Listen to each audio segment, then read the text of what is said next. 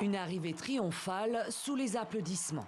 À peine réélu, le président russe Vladimir Poutine a tenu à fêter sa victoire devant la foule rassemblée sur la place Rouge à Moscou pour un concert de célébration des 10 ans d'annexion de la Crimée.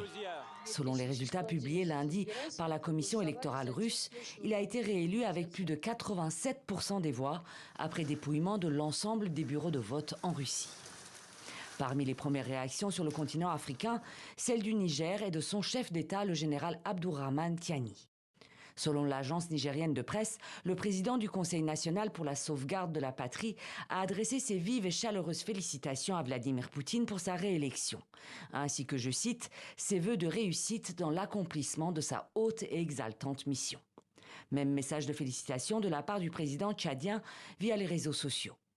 Je salue cette réélection, preuve de la confiance que le peuple russe place en son dirigeant. Tout en lui souhaitant plein succès, je renouvelle notre engagement à poursuivre et renforcer l'œuvre entamée pour raffermir la coopération tchado-russe dans l'intérêt de nos deux nations.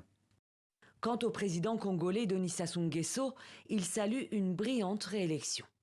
Le présent plébiscite consacre une nouvelle fois le lien particulièrement étroit et la proximité exemplaire entre vous-même et le peuple de Russie.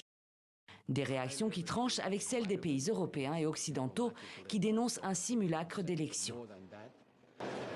Cette élection a été basée sur la répression et l'intimidation. Elle s'est déroulée en territoire ukrainien occupé,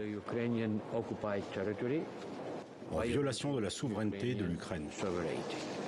Paris, de son côté, a regretté que les conditions d'une élection libre, pluraliste et démocratique n'aient une nouvelle fois pas été réunies en Russie.